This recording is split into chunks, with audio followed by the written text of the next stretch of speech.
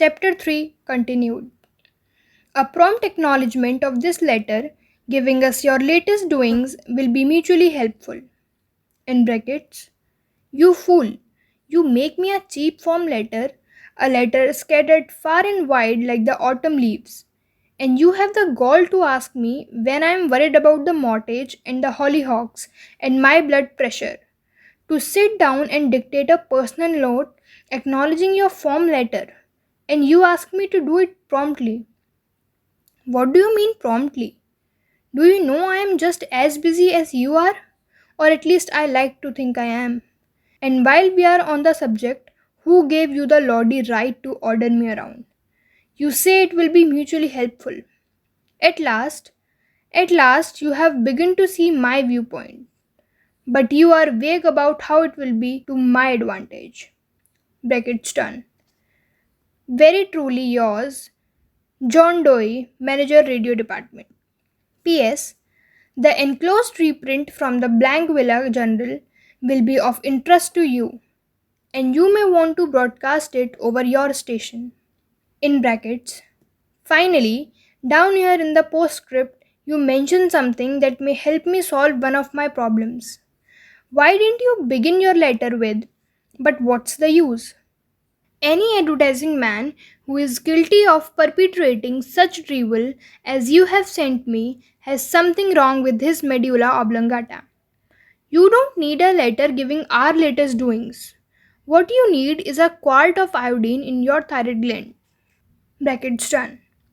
Now, if people who devote their lives to advertising and who pose as experts in the art of influencing people to buy, if they write a letter like that, what can we expect from the butcher and baker or the auto mechanic? Here is another letter, written by the superintendent of a large freight terminal to a student of this course, Edward Vermeulen. What effect did this letter have on the man to whom it was addressed? Read it, and then I'll tell you. Zerega's son, Inc., 28 Front Street, Brooklyn, New York, 11201. Attention, Mr. Edward Vermeulen. Gentlemen, the operations at our outbound rail receiving station are handicapped because a material percentage of the total business is delivered us in the late afternoon. This condition results in congestion, overtime on the part of our forces, delays to truck, and in some cases delays to freight. On November 10, we received from your company a lot of 510 pieces, which reached here at 4:20 p.m. We solicit your cooperation towards overcoming the undesirable effects arising from late receipt of freight. May we ask that on days on which you ship the volume which was received on the above date, effort be made either to get the truck here earlier or to deliver us part of the freight during the morning. The advantage that would accrue to you under such an arrangement would be that of more expeditious discharge of your trucks and the assurance that your business would go forward on the date of its receipt. Very truly yours, J.P. Sub. After reading this letter, Mr. Vermeulen, sales manager for A. Zerega's Son Inc., sent it to me with the following comment. This letter had the reverse effect from that which was intended. The letter begins by describing the terminal's difficulties, in which we are not interested. Generally speaking, our cooperation is then requested without any thought as to whether it would inconvenience us, and then finally, in the last paragraph, the fact is mentioned that if we do cooperate, it will mean more expeditious discharge of our trucks, with the assurance that our freight will go forward on the date of its receipt. In other words, that in which we are most interested is mentioned last, and the whole effect is one of raising a spirit of antagonism rather than of cooperation. Let's see if we can't rewrite and improve this letter. Let's not waste any time talking about our problems. As Henry Ford admonishes, let's get the other person's point of view and see things from his or her angle. as well as from our own.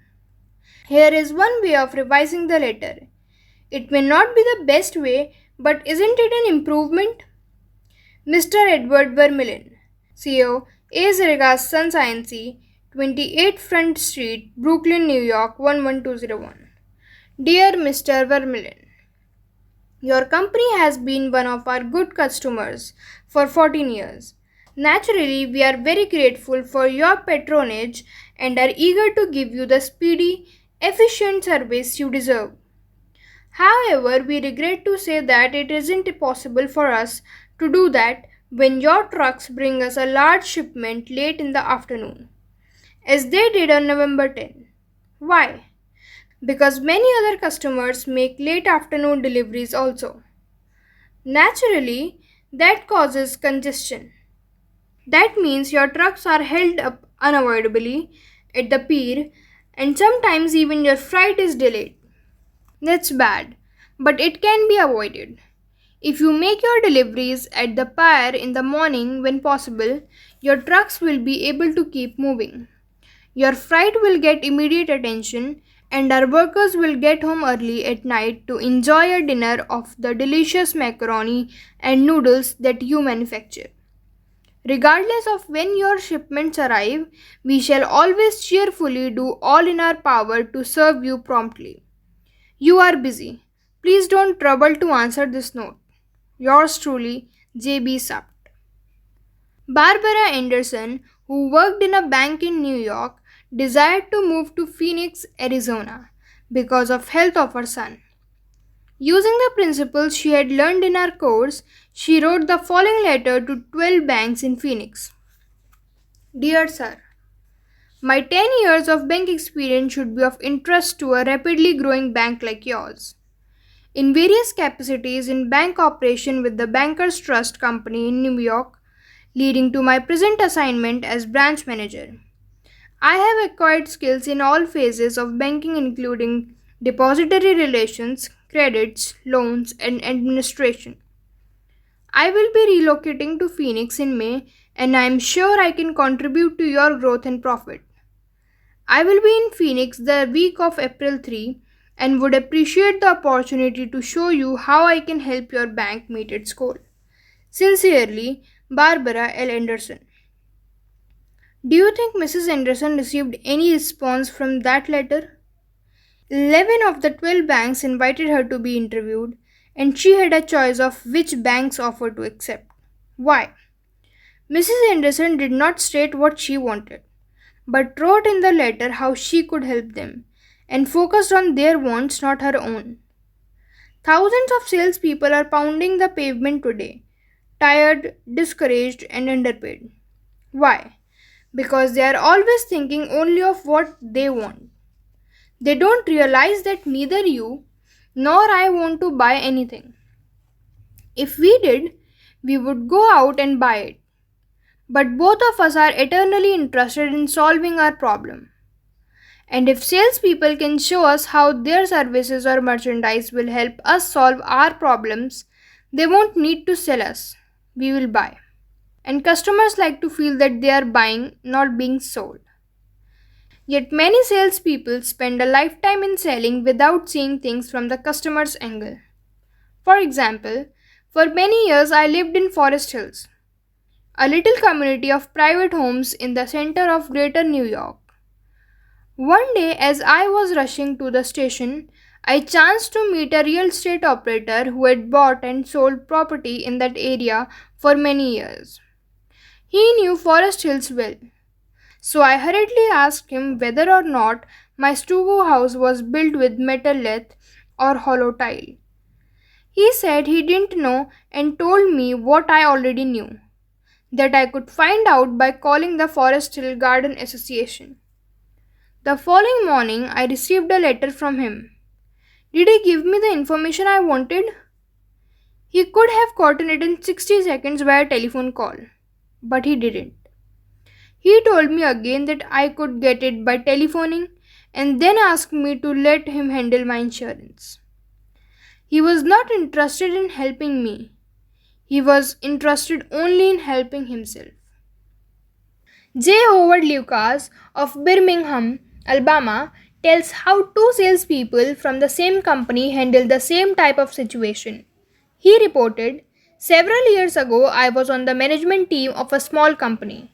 Headquartered near us was the district office of a large insurance company. Their agents were assigned territories, and our company was assigned to two agents, whom I shall refer to as Carl and John. One morning, Carl dropped by our office and casually mentioned that his company had just introduced a new life insurance policy for executives and thought we might be interested later on, and he would get back to us when he had more information on it. The same day, John saw us on the sidewalk while returning from a coffee break, and he shouted, 'Hey Luke, hold up. I have some great news for you fellows.' He hurried over and very excitedly told us about an executive life insurance policy his company had introduced that very day. It was the same policy that Carl had casually mentioned. He wanted us to have one of the first issued.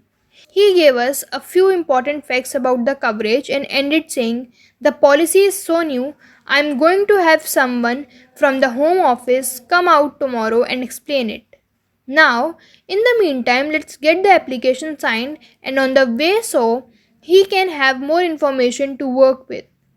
His enthusiasm aroused in us an eager want for this policy, even though we still did not have details. When they were made available to us, they confirmed John's initial understanding of the policy, and he not only sold each of us a policy but later doubled our coverage. Carl could have those sales, but he made no effort to arouse in us any desire for the policy. The world is full of people who are grabbing and self seeking. So, the rare individual who unselfishly tries to serve others has an enormous advantage. He has little competition. O.N.D. Young, a noted lawyer and one of America's great business leaders, once said, "People who can put themselves in the place of other people, who can understand the working of their minds, need never worry about what the future has in store for them." If out of reading this book you get just one thing, an increased tendency to think always in terms of other person's point of view and see things from their angle, if you get that one thing out of this book, it may easily prove to be one of the building blocks of your career. Looking at the other person's point of view and arousing in him an eager want for something is not to be construed as manipulating that person so that he will do something that is only for your benefit and his detriment. Each party should gain from the negotiation. In the letters to Mr. Vermeulen, both the senders and the receiver of the correspondence gained by implementing what was suggested.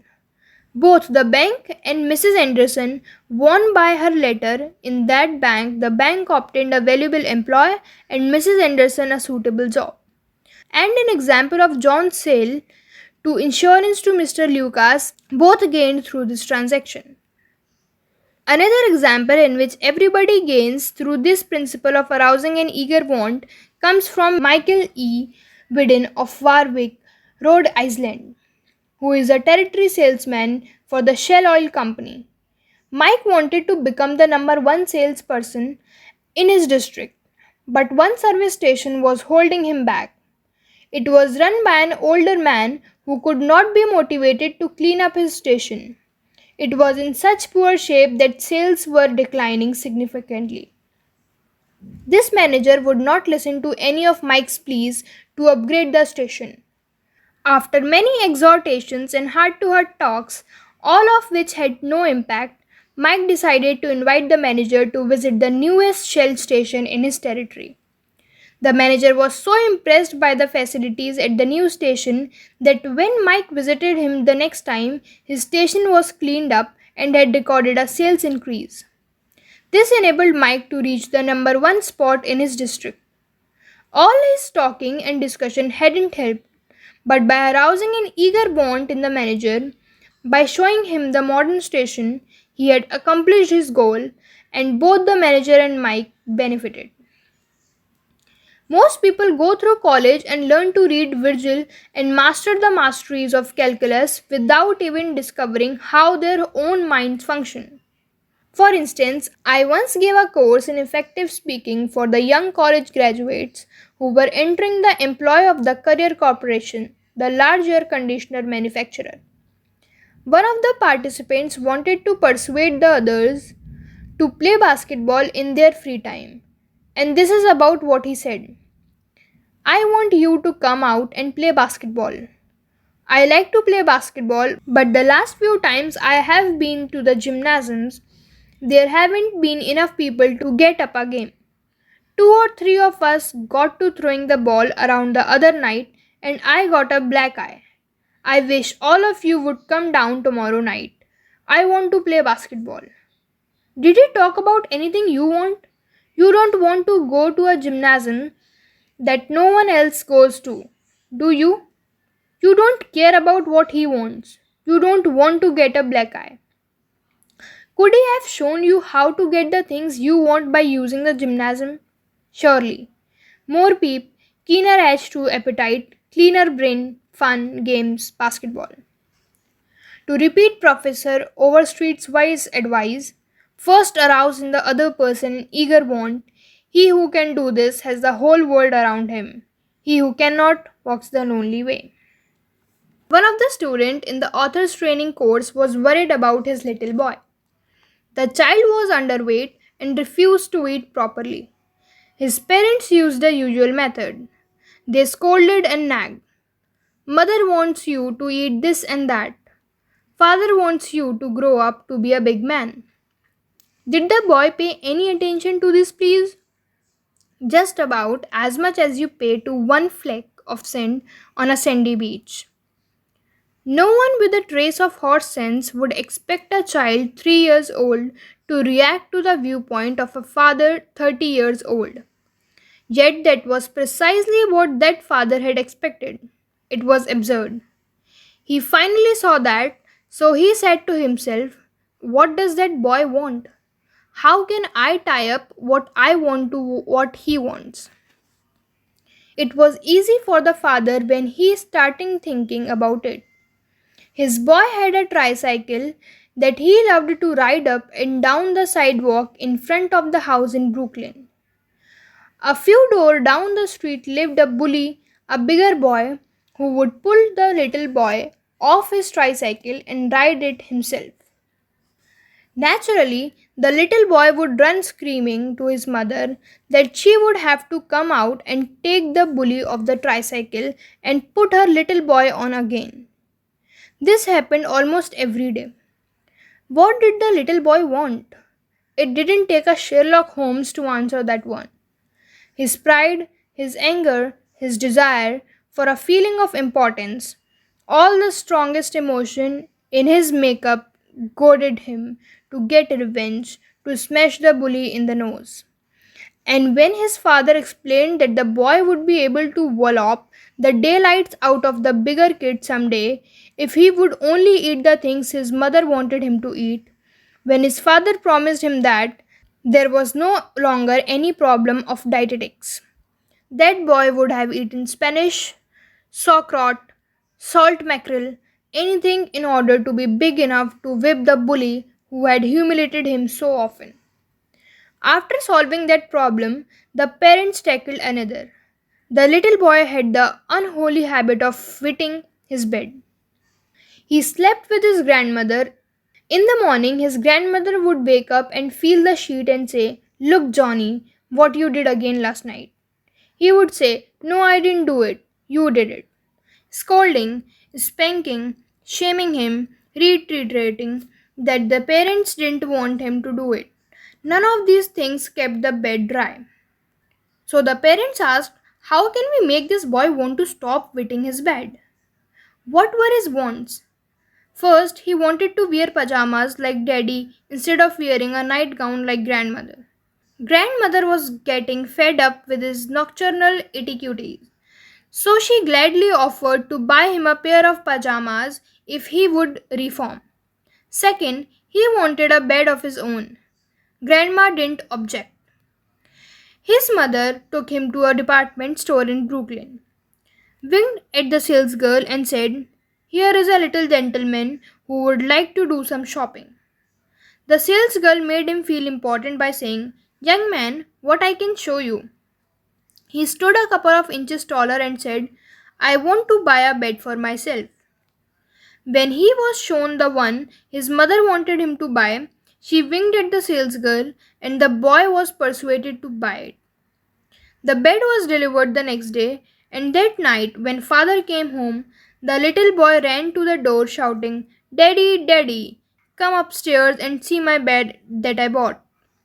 The father, looking at the bed, obeyed Charles Savag's injunction. He was hearty in his approbation and lavish in his praise. "You are not going to wet this bed, are you?" the father said. "Oh, no, no, I am not going to wet this bed." The boy kept his promise, for his pride was involved. That was his bed. He and he alone had bought it. And he was wearing pajamas now like a little man. He wanted to act like a man. And he did. Another father, K.T. Dutchman, a telephone engineer, a student of this course, couldn't get his 3-year-old daughter to eat breakfast food. The usual scolding, pleading, coaxing methods had all ended in futility. So the parents asked themselves, how can we make her want to do it? The little girl loved to imitate her mother, to feel big and grown up. So one morning they put her on a chair and let her make the breakfast food. At just the psychological moment, father drifted into the kitchen while she was stirring the cereal and she said, "Oh, look, Daddy, I'm making the cereal this morning." She ate 2 helpings of the cereal without any coaxing because she was interested in it. She had received a feeling of importance. She had found in making the cereal an avenue of self expression. William Winter once remarked that self expression is the dominant necessity of human nature. Why can't we adapt this same psychology to business dealings? When we have a brilliant idea, instead of making others think it is ours, why not let them cook and stir the idea themselves? They will then regard it as their own. They will like it and maybe eat a couple of helpings of it. Remember, first arouse in other person an eager want. He who can do this has the whole world with him. He who cannot walks a lonely way. This is the ending of chapter 3, and the principle that we are taking away from chapter 3 is arouse in the other person an eager want. Signing off for today.